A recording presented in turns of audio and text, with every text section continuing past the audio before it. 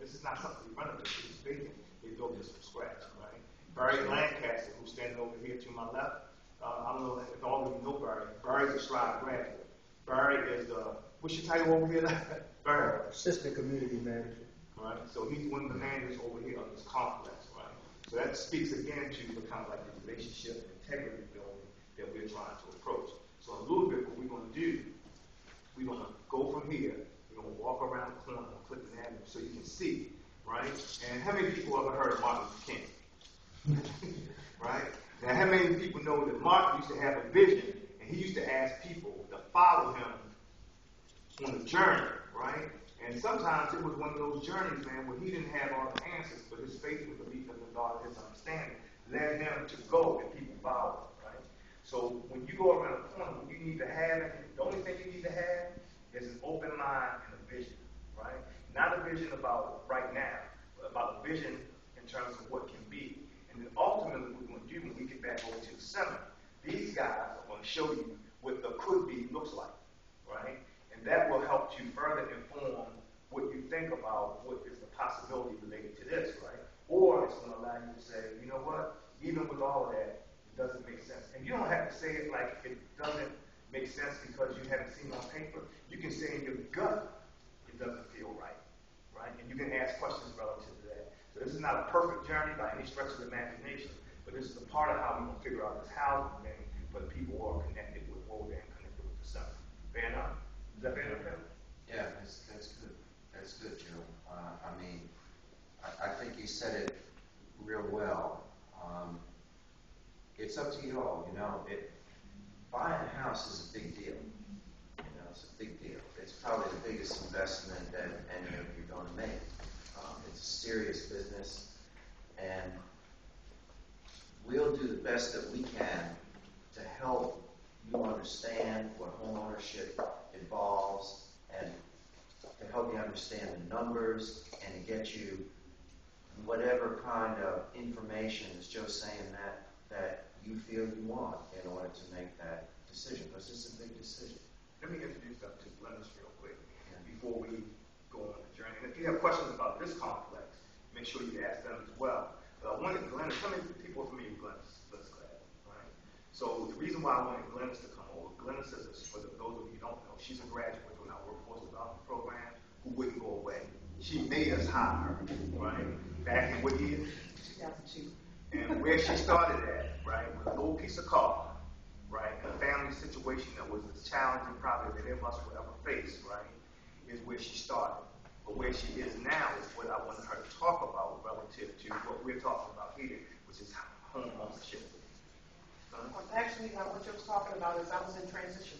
I was in a recovery program. Then I went to transition. And while I was working at Center for Urban Families, I knew that I wanted to regain my home back because in my struggles I lost everything. So I started investigating what it would take to get back into home ownership.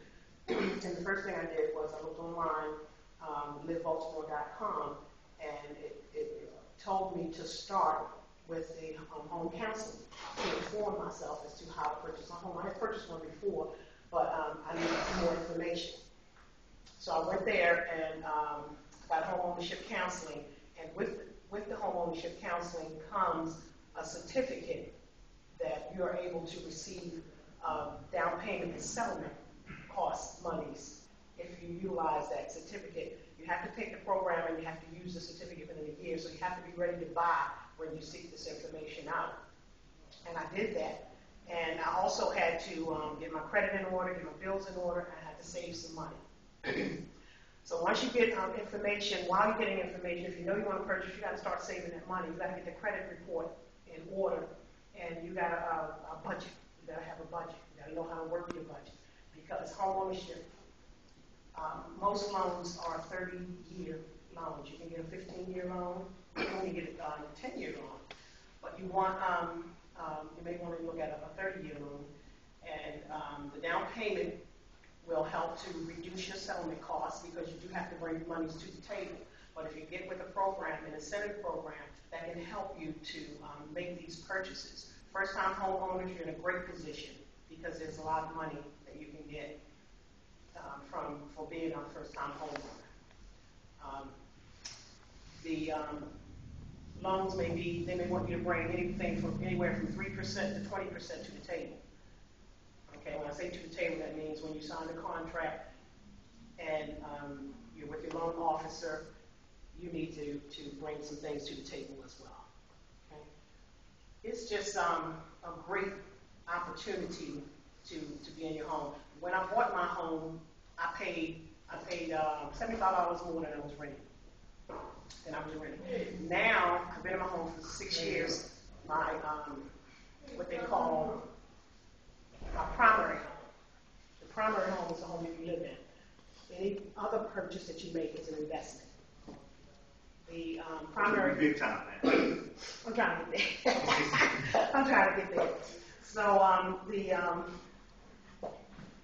the primary home that I live in, it has gone down to less than $400, less than $500 a month in 6 years. So the amount of your mortgage could be less than your rent if you purchase properly, put enough down, save your money, and you have an excellent credit score. Okay, so and don't fret, because there are ways that you can work on your credit score and help to increase your credit score. The credit score can run anywhere from like 5 to 850. 850 being the best. And banks lend you money, and the interest rate is based on your credit score. Okay, so the higher your score is, meaning that the better you pay your bills. And all you have to do is just pay on time. See, the credit, bills report to the credit bureau whether you pay 30 days, 35 days, 40 days. But if you pay every 30 days, if the time is due, you get a good report. You don't have to pay it off, but you want to keep your bills. If you have a credit card, you want to be at least 30% into your credit. You don't want to use all 100% of the available credit that they give you.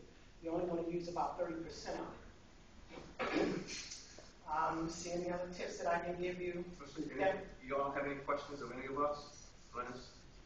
I just wanted to make sure I introduce myself. I'm Akita from Go Northwest, and we are a housing resource center, so we're going to talk about that a little bit later on. Fantastic. We invited them to help. Yes, absolutely, absolutely, and they'll provide everything that you need, and they'll do it in decent order. But I just wanted to let you know my experience. And then when some of you didn't raise your hand that it was you were a first-time homeowner. So if you're looking for an investment, most investments, and I'm sure she'll talk about this, but for me, I had to put 20% down on my investment.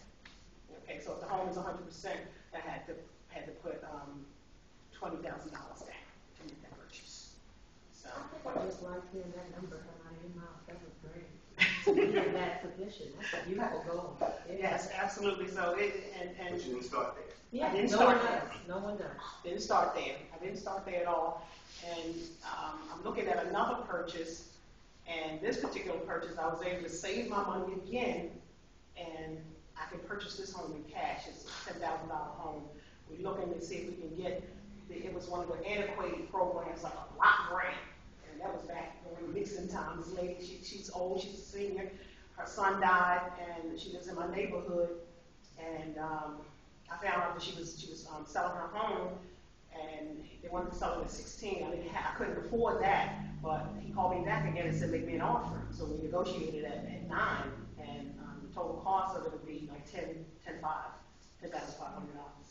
So it gets greater if you save your money. You know, the tennis shoes, the jeans that cost $100. If you just tuck that away, it'll all add up. You know, I've been wearing these pumps for quite some time now. You know, I look at my clothes as uniforms, you know, for the workplace, and that's what I do. That's how I save. You know, and things that I don't need, I don't buy. I bring my lunch, or either I go home for lunch. You know, so it's a lot of things that you can do to save money that you can find in your budget. Let's go around the corner before these two dogs and so a little bit of light out there. Thanks, guys. Good luck.